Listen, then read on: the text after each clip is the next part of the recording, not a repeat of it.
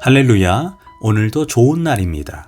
요한복음 19장 28절에서 30절 말씀 묵상입니다. 오늘은 은혜를 넘어 행동하는 신앙인이라는 제목으로 말씀을 나누도록 하겠습니다. 우리는 예배를 통해 말씀의 은혜도 잘 받고 감동도 잘 받습니다. 예수님이 내 죄를 위해 십자가에 달리신 사건을 생각할 때 눈물도 잘 흘립니다. 그런데 문제는 이런 감정적인 동요를 마치 내가 신앙생활을 잘하고 있다고 착각하는 것입니다. 로이드 존슨 목사님은 이를 감상적 헌신주의라고 말했습니다.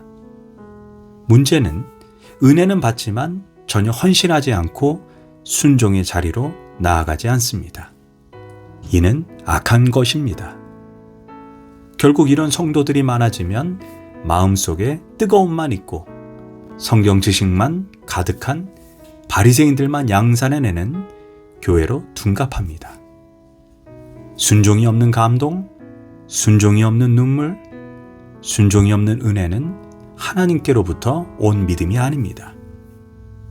신앙은 뜬구름 잡는 이론이 아닌 구체적인 삶의 자리에서 일어나는 실천입니다. 초대교회 때 영지주의라는 이단이 판을 친 적이 있습니다. 이들은 눈에 보이는 육체는 악하고 눈에 보이지 않는 영만 선하다고 주장했습니다. 그래서 이들은 예수님이 하나님의 아들이라면 인간과 같은 악한 육체를 가질 수 없다고 말했습니다. 예수님이 이 땅에 다니실 때 제자들에게 보이신 육체는 원래 가짜였다고 이들은 궤변을 풀어놓고 있습니다. 또한 예수님은 영이기 때문에 예수님 십자가에 달린 것도 진짜 육신의 모습으로 달린 것이 아니었다라고 주장합니다. 실제로 달렸다 하더라도 영이므로 고통도 아픔도 없다는 것입니다.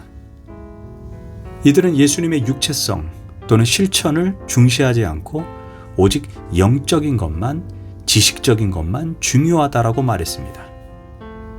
그래서 영과 지식을 중시한다 해서 영지주의입니다.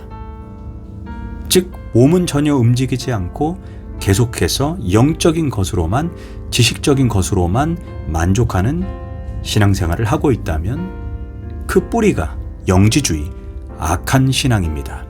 스스로 속고 있는 것입니다. 감상적 헌신주의입니다. 당신의 눈물이 당신의 실천을 대신하지 않습니다. 당신의 성경 지식이 마치 당신이 그렇게 살고 있다고 착각해서는 안 됩니다. 당신은 직접 몸을 사용하여 헌신하는 자리까지, 사명의 자리까지 나아가야 합니다. 이제 뒤에서 뒷짐지고 누군가 나 대신 헌신하고 희생하겠지, 이런 안일한 신앙을 벗어나야 합니다. 우리가 순종의 자리, 희생의 자리까지 나아가지 않는다면 당신의 신앙은 건강한 신앙이 아닙니다.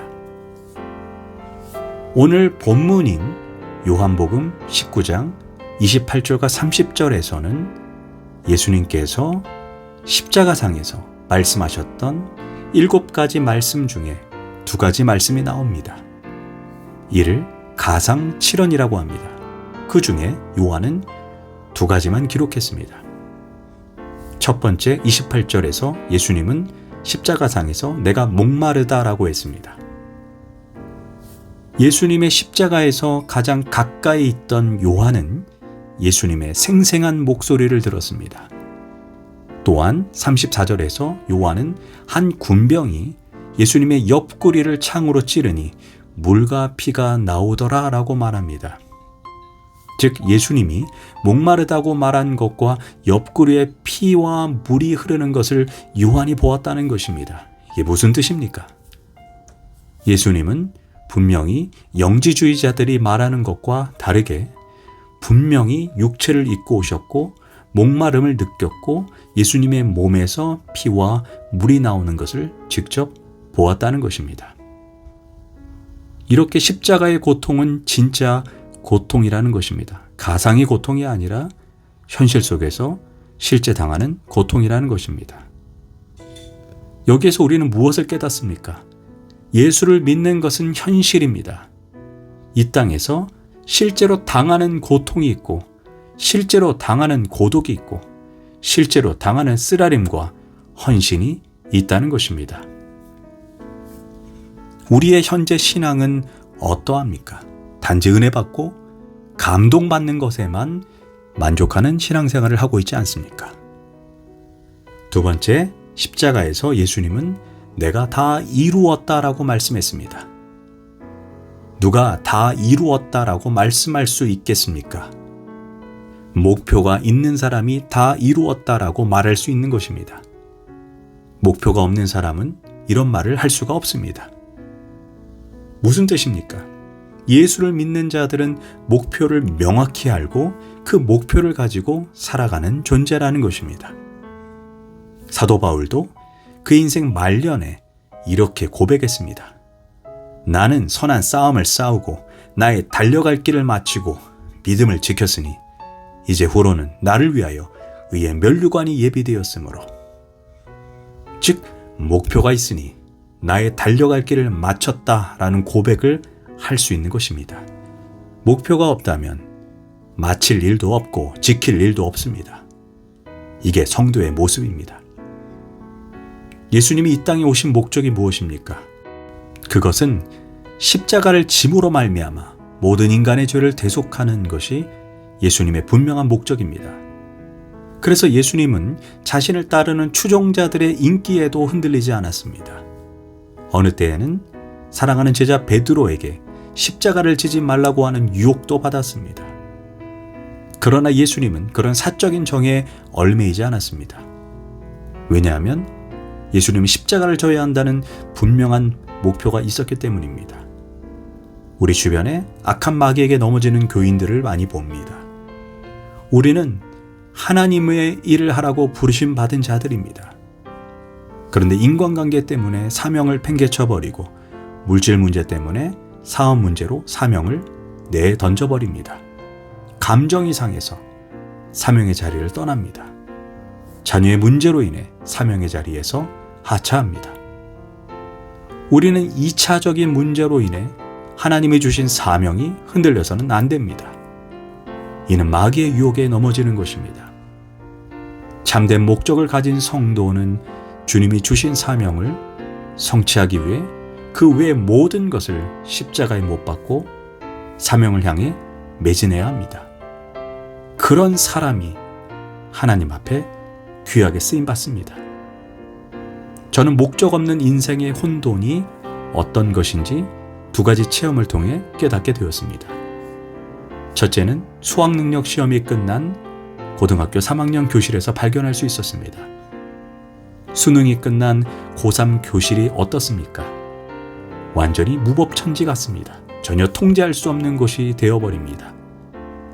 목표가 사라졌기 때문에 학생들이 방자하게 행동하는 것입니다. 또 하나, 목적 없는 혼돈은 예비군 훈련입니다. 예비군 훈련을 받으러 가면 그냥 멀뚱멀뚱 있는 사람, 멍 때리는 사람, 신문 보는 사람, 담배 피는 사람, 아무데나 오줌 싸는 사람, 정말 세상에 이런 오합지졸이 없습니다. 왜 그런 줄 아십니까? 출석 체크 외에 아무 목적이 없기 때문입니다. 그럼 목적 없는 교회를 보면 마치 수능 시험이 끝난 고3 교실과 같습니다. 목적 없는 교회는 마치 예비군 훈련 장소와 같습니다. 하나님의 교회는 이런 모습이 아닙니다. 특공대의 모습입니다. 군기가 살아있는 모습. 모든 교인이 한 가지 목적인 전도를 위해 총력을 기울입니다. 하나님이 우리를 당신의 자녀로 삼으시고 남겨둔 이유를 명확히 알아야 합니다.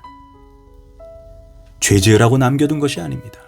바로 복음 증거하고 하나님의 나라를 세우라고 남겨둔 것입니다. 베트남에서 사역하는 어떤 목사님이 이런 설교를 했습니다. 한국에 있는 믿음의 동역자들이요, 예수님이 지금 당장 이 땅에 오시라고 기도하지 마십시오. 왜냐하면 예수님이 지금 재림하시면 베트남에서는 10만 명 외에는 구원받을 자가 없기 때문입니다.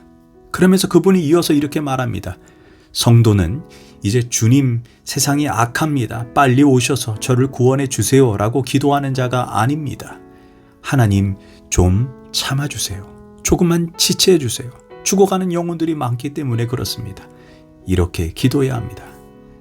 세상의 악한 자들을 멸해달라는 기도가 아니라 하나님, 죽어가는 영혼들이 저렇게 많은데 내가 할 일이 너무나도 많습니다. 조금만 기다려주세요. 제가 모든 것을 바쳐서 복음 증거하는 데 쏟아붓겠습니다. 이렇게 목적이 이끄는 성도가 되어야 합니다. 기도하겠습니다. 하나님, 이제 은혜만 받지 말고 하나님의 나라를 위해, 교회를 위해 헌신하는 자리까지 나아가게 하소서. 더 나아가 영혼 구원이라는 분명한 사명을 향해 달려가게 하소서.